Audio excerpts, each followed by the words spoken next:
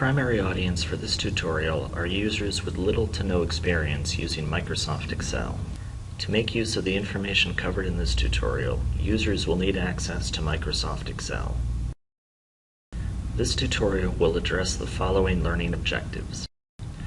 Users will be able to enter data into an Excel spreadsheet, change the look and feel of their spreadsheet, employ simple formulas, and prepare a spreadsheet for printing and display in programs such as PowerPoint. Let's begin by entering data into a spreadsheet.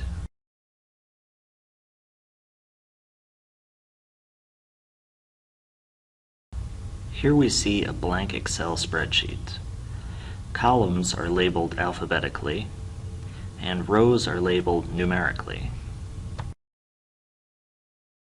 The individual cells of the spreadsheet can be described by the letter of the column and the number of the row, in this case B4. Let's begin by labeling the columns. In this example, the column labels will be the months of the year. So I enter January.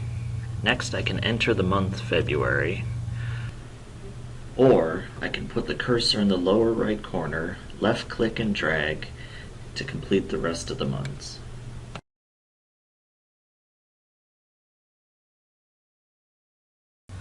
Besides the months of the year, Excel can also autocomplete other series, such as days of the week. For instance, if I type in Monday, I can hold my cursor in the lower right corner and drag across to complete the rest of the days of the week.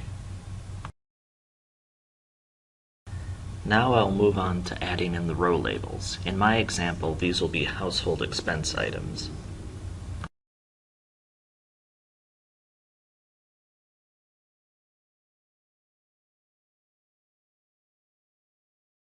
Later on in this tutorial, I'll be doing simple equations using these rows. One thing you may notice with this spreadsheet is that some of the names of the months get cut off, like September. One way to deal with this is to place the cursor between the J and the K until you get a horizontal line with two arrows.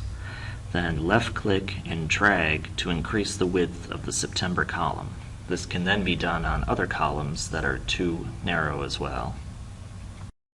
Another way to deal with this is to left-click on B and then drag across. This will highlight all the columns with months. Then if I hold the cursor between two of these and double-click, it will minimize all the columns to the least amount of width required to properly display the values.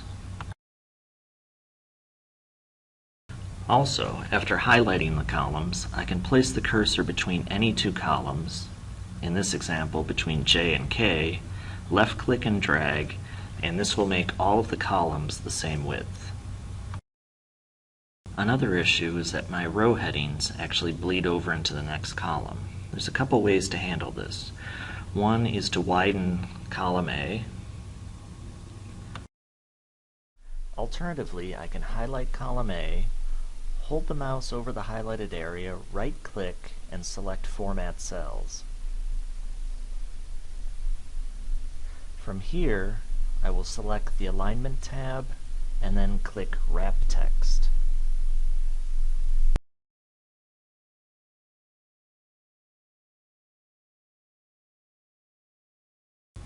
Now I'll begin to enter in my monthly expense values and income.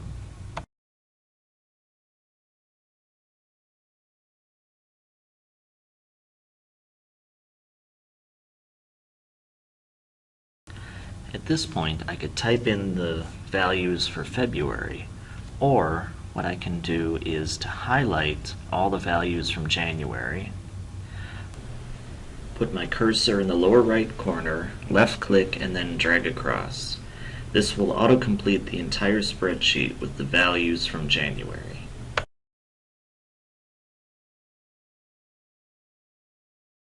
Now let's look at changing the look and feel of my spreadsheet. The next thing we'll look at is the addition of grid lines to our spreadsheet. The light gray grid line seen here will not show up when printing.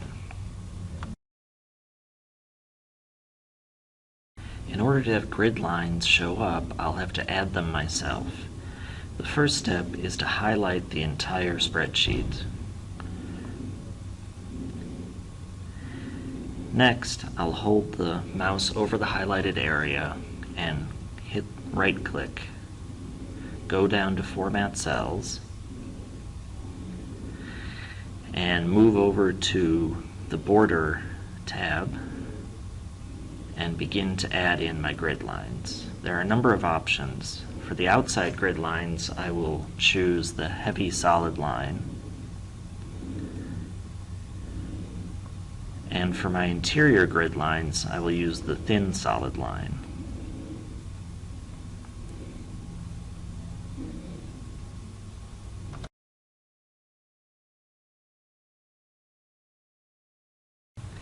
I can add in more grid lines to further differentiate the different parts of my spreadsheet.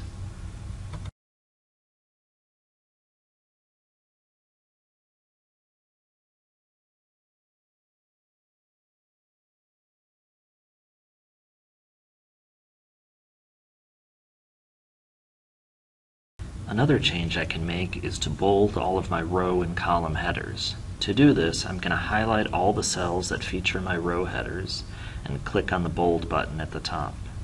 I'll do the same for the column headers as well. I can also change the number type. The default is for general. If I highlight all the cells which have numbers and then right-click, go down to Format Cells again. This time I will select the Number tab and select Currency. The default is to dollars with 2 decimal points, and I'll press OK. Now you can see the numbers have been changed to dollars with a $, decimal point, and cents.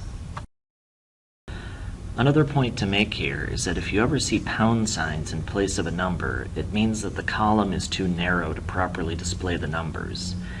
To fix this, all we need to do is increase the width of the column as shown in an earlier part of the tutorial.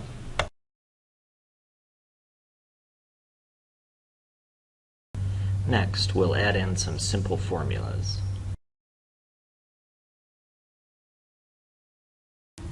First, I want to add up all of my monthly expenses. First, I will click on the cell where I want the formula to be applied. Next, I will go up to the Formulas tab and then click on Insert Function. The first thing I will do is to select the function that I want. In this case, I will use sum. As you can see below, it gives a definition. Sum will add all the numbers in a range of cells. I'll click OK. Next, it will ask me to define the range of cells that I want the formula applied to. In this case, it has guessed B2 colon B7, which means B2 through B7, or B2, B3, B4, B5, etc. This is what I want, so I will press OK again.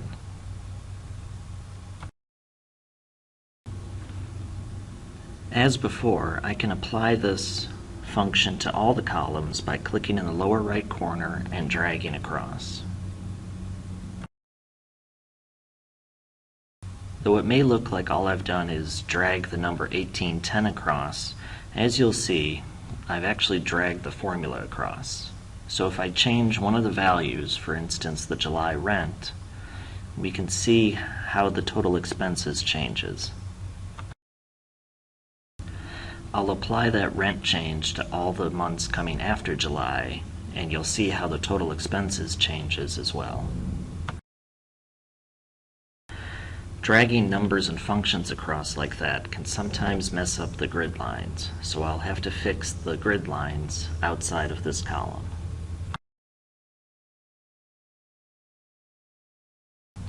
As is common with Microsoft Excel, there are multiple redundant ways of adding formulas. Look at the formula bar here as I click on different cells. You'll see the number 85 shows up when I click on this cell. However, when I click on a cell with a formula, you'll see it written out, equals sum E2 through E7. So another way of entering formulas is just to type them out in the formula bar. So if I click on B10 and then click in the formula bar, I can type in my formula. In this case, I want to subtract my total expenses from my total income.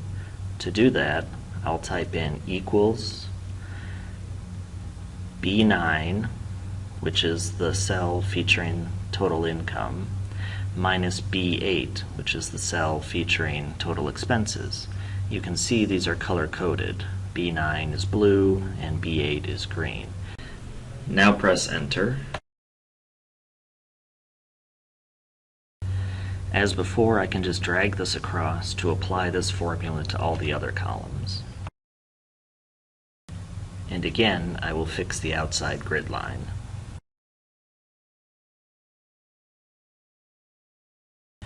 The last topic that will be covered in this tutorial will be printing spreadsheets as well as exporting them to PowerPoint. To see what this spreadsheet would look like if it was printed, I'm going to go up to the upper left corner to the File tab, and from there I'm going to go down to Print. If I look on the right, it shows me a print preview, and as I can see, if I was to print this, it would be cut off after the month of July. So if I was to print this, it would show up on two separate pieces of paper.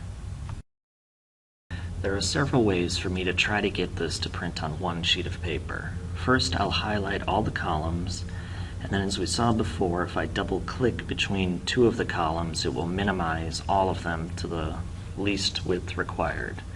Now if I go to Print Preview, we'll see it cuts off after the month of August, so it will still print on 2 pages.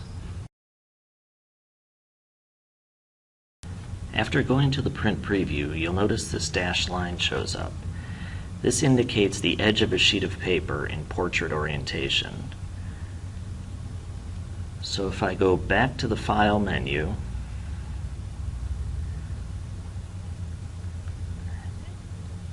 and go to Print Preview, I can change the orientation to landscape.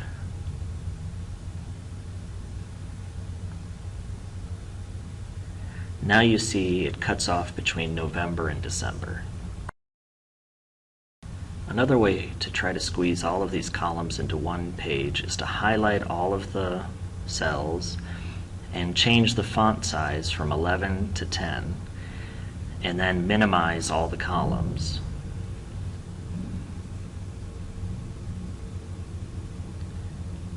Now you can see that the dashed line shows up outside of the final column, December.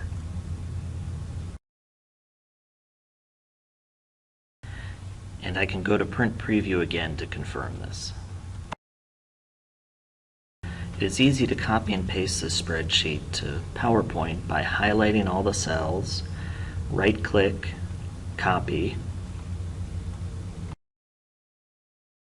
then open PowerPoint, right-click, and paste. Now let's look at the objectives that we covered in this tutorial. First, we entered data into an Excel spreadsheet. Then we changed the look of the spreadsheet. Next, we employed simple formulas. And finally, we prepared the spreadsheet for printing and display in programs such as PowerPoint. Click here for more resources to help you get started using Excel. There are also assignments that we've created to help you test your skills.